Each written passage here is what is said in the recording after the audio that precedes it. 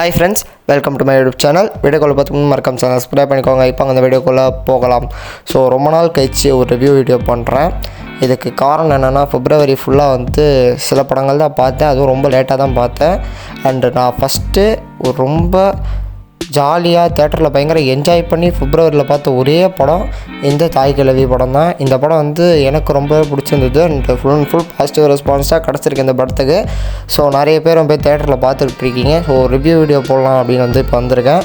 இந்த படத்தோட ஸ்டோரியிலலாம் நான் சொல்ல போகிறது கிடையாது. மோஸ்ட் ஆஃப் த பீப்புளுக்கு தனி இந்த படத்தோட ஸ்டோரியிலேருந்து தெரிஞ்சிருக்கும். தெரியலனாலும் பரவாயில்ல, படம் பார்த்து தெரிஞ்சுக்கோங்க. நம்ம வந்து பாசிட்டிவ்ஸ்லேருந்து போயிடுவோம்.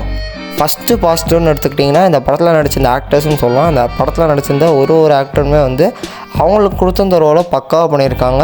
தேவையான அளவுக்கு பண்ணிருக்காங்க, என்ஜாயபுளாக பண்ணியிருக்காங்க. எல்லாருமே நல்லாவே பெர்ஃபார்ம் பண்ணியிருக்காங்க.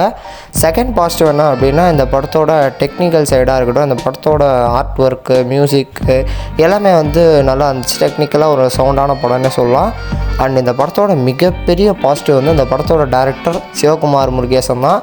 இந்த படம் மேலே வந்து எனக்கு ஒரு நல்ல எக்ஸ்பெக்டேஷன் அப்படின்றது இருந்துச்சு.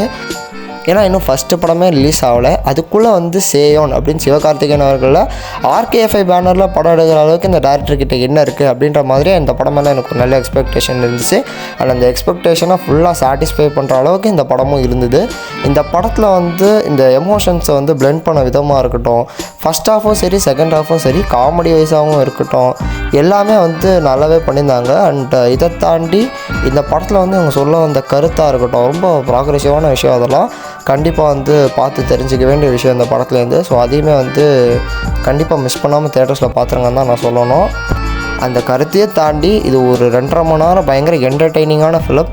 நீங்கள் வந்து தேட்டரில் உட்காந்து மஸ்ட்டாக தேட்டரில் எக்ஸ்பீரியன்ஸ் பண்ண வேண்டிய ஒரு படம்னே வந்து இந்த படத்தை நம்ம சொல்லலாம். இந்த படத்தில் வந்து நிறைய ரெஃபரன்ஸுமே வருது. இந்த படத்தில் வந்து எக்கச்சக்கமான கமல்ஹாசன் அவர்களோட பாடல்களாக இருக்கட்டும், விஸ்வரூபம் ரெஃபரன்ஸாக இருக்கட்டும், குஷி படத்தோட ரெஃபரன்ஸாக இருக்கட்டும், விருமாண்டியோட ரெஃபரன்ஸாக இருக்கட்டும், எல்லாமே வந்து வருது. அதுவுமே வந்து நல்லா தான் இருக்குது. ரெஃபரன்ஸை மட்டும் நம்பி எடுத்துடாமல் அதுக்கு பின்னாடியுமே வந்து ஒரு ஸ்டோரின்றது இருக்குது. வீடியோ ஸ்டார்டிங்கில் பிப்ரவரியில் எந்த படமும் உருப்படியாக வரலன்னு சொல்லியிருப்பேன். நிறைய பேர் வந்து ப்ரோ வித்லவ் வந்துச்சு ப்ரோ அப்படின்ற மாதிரி கேட்டுருக்கலாம். வித்லவ் நான் லேட்டாக தான் பார்த்தேன். எனக்கு என்னமோ இந்த படம் வந்து அவ்வளோ ஒர்க் ஆகலை. ஸோ உங்களுக்கு ஒர்க் இந்த என்னன்றதெல்லாம் வந்து கமெண்ட்டில் சொல்லுங்கள். பட் என்னை பொறுத்த வரைக்கும் அது ரொம்ப ஆவரேஜான படம், நான் தான் சொன்னேன். ஒரு சின்ன டாப்பிக்காக டைவெர்ட் பண்ணி ஏன் அந்த மாதிரி நான் சொன்னேன் அப்படின்னு சொல்கிறதுக்காக தான் வந்து இந்த கிளாரிஃபிகேஷன். ஸோ அடுத்த சிவகுமார் முருகேசன் படமான சேயோன், அந்த படத்துக்குமே வந்து நான் ஒரு நல்ல எக்ஸ்பெக்டேஷனில் இருக்கேன். இந்த படத்தோட ப்ரோமோ வந்துச்சு, எனக்கு ரொம்ப பிடிச்சிருந்தது. படம் எப்படி இருக்குன்றதை வெயிட் பண்ணி பார்ப்போம். இந்த படத்தை வந்து தேட்டர்ஸில் பாருங்கள். நல்ல என்டர்டெய்னிங்கான ஃபிலிம். நான் கொடுக்குற ரேட்டிங் வந்து 4/5. அண்ட் இந்த வீடியோ பிடிச்சிருந்தா மறக்காம சேனல் சப்ஸ்கிரைப் பண்ணிக்கோங்க. Until then, goodbye from RL.